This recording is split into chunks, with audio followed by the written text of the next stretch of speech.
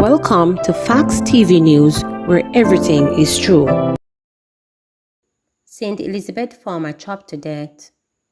Police have confirmed that a farmer was chopped to death in Gingerground district, close to Malvern in St. Elizabeth on Monday morning. Sources say the man is from the community. Up to mid-morning, police were still on the scene where his body was found. This is the second murder recorded in St. Elizabeth since the start of the year. Robbery victim's cell phone track leading to thief's arrest.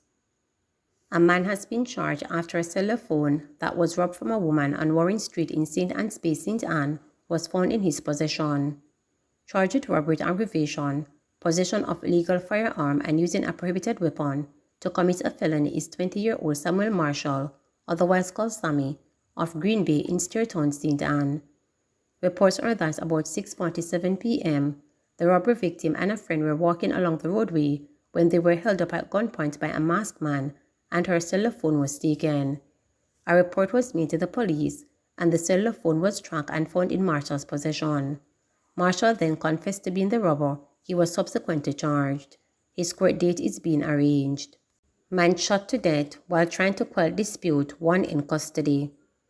A 53-year-old St. Catherine man is set to face several charges including murder after he allegedly shot and killed a man who tried to intervene in a dispute on Wednesday, January 18.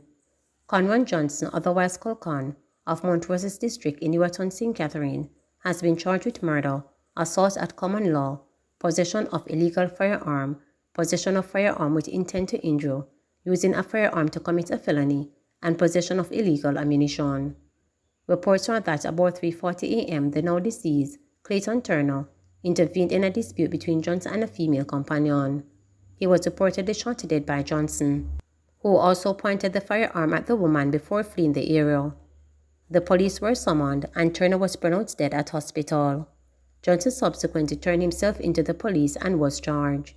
His court date is being finalized. Cocaine seized at Sangster's International Airport, employee arrested.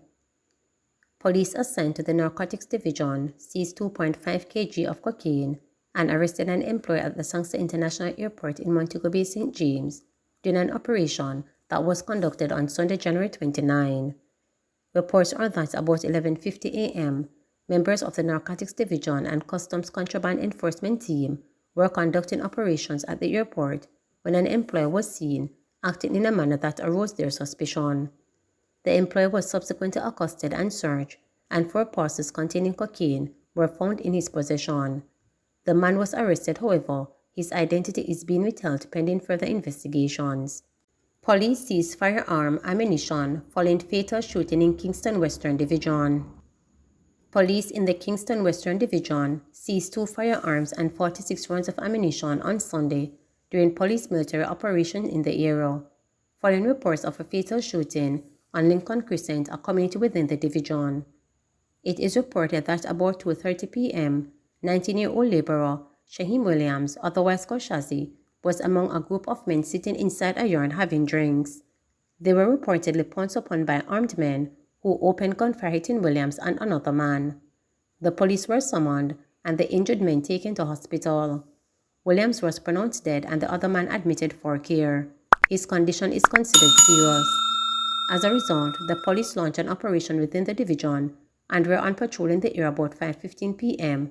while a funeral was being held. A woman was seen walking along the roadway with a bag sling around her neck. Police said she was accosted at the intersection of DC Avenue and Chang Avenue in Tivoli Gardens, Kingston 12, where she was searched, and a pistol along with 41 rounds of ammunition were reportedly found inside the bag. She was subsequently arrested and is awaiting formal proceedings. In addition to this, a snap raid of a premises by members of the Kingston West and St. Catherine North Police Divisions on Lincoln Crescent between 6 p.m. and 7 p.m. resulted in the seizure of a Taurus pistol with 5 9mm cartridges. It was reportedly found in a flower pot to the rear of the premises. No arrest was made in connection with the find, the police stated. Driver of garbage truck that killed Clancarty schoolboy sentenced to 1 year and 7 months. Alton Brooks, the driver of the garbage truck that crushed and killed 7-year-old Benjamin Blair on the grounds of Clancarty Primary School in October 2019, has been sentenced to 1 year and 7 months imprisonment for manslaughter. Justice Clayton Pusey handed down the sentence in the Home Circuit Court in downtown Kingston on Monday afternoon. The judge has considered sentencing Brooks to 2 years, but factored the 5 months Brooks already served in custody. The judge 2 weeks ago rejected the non-custodial sentencing recommendation in the plea arrangement struck between the defense and prosecutors. The elderly Brooks pleaded guilty to manslaughter in November last year. Brooks was arrested and charged in 2019 after the 7-year-old boy was crushed to death on October 28 of that year on the school grounds. Reports are that about 4:30 p.m., Benjamin was at school when the garbage truck that had been picking up garbage hit a taxi and then overturned on the boy. It was reported that at the time of the incident, the truck was left unmanned and that it slid off a slope. The driver initially fled the scene before turning himself into the police 3 days later. Members of the police hierarchy tore a section of Police Area 4 following flare-up of violence in several of the area divisions. Members of the police hierarchy, including Commissioner Major General Anthony Anderson, toured sections of Police Area 4 on January 29, following a flare-up of violence in several of the area's divisions. Head of Area 4 Assistant Commissioner Donovan Graham notes that the area has seen an increase in criminal activities in the past week after recording a decline last year. He noted that on Saturday, 10 people were shot, 4 of them fatally in West Kingston. ACP Graham said police presence has been ramped up in the area. In Kingston West, we would have seen 10 persons being shot, 4 has since succumbed to their injuries. The Commissioner of Police and members of the police division hierarchy toured sections of these areas that have been so affected by the spike in crime. We are here, we have spoken to the citizens, we have been reassuring them, they have really welcomed our presence. The citizens are really unhappy because they were enjoying the peace. The Kingston West Division would have had an initiative, a football competition in engaging the young men and the citizens of this area. And since the crime has spiked in the last few days, that competition has been put on hold. We are reassuring the citizens. We are also ensuring that we contain the spike in crime, not to let things get out of hand. We are also ramping up our operational activities within the spaces, and we're going all out to find those who are responsible for these murders and shooting, because we want to get things back under control.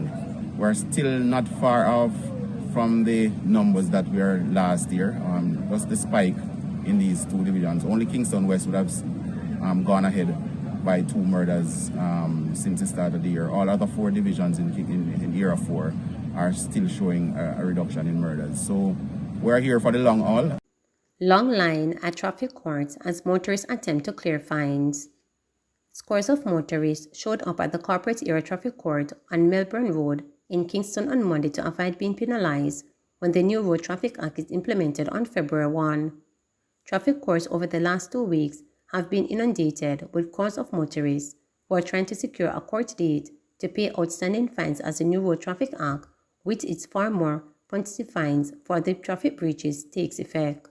Motorists who have unpaid tickets after Wednesday could face prosecution, have their driver's license suspended, or be unable to license their motor vehicle once the new digitalized traffic ticket monitoring system is enacted. Last week, the government denied attempts by People's National Party PNP President Mark Golding to have the January 31st deadline extended to April 30 to afford delinquent motorists adequate time to clear outstanding traffic fines.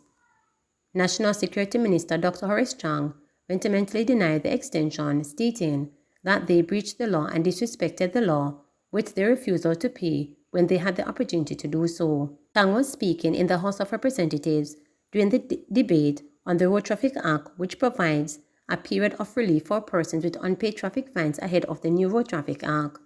The bill was piloted by the Transport Minister Audley Shaw, who urged persons with outstanding tickets, in particular those with hundreds of tickets, to make arrangements with the court before February 1 to work out a payment plan.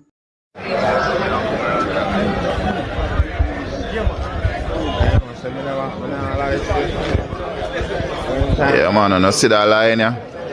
That line lead go back all the way to South Camp Road, you know, yeah, man. All the way to South Camp Road, a line I go. Be a madness, I go on a traffic court, my brother. Be a madness.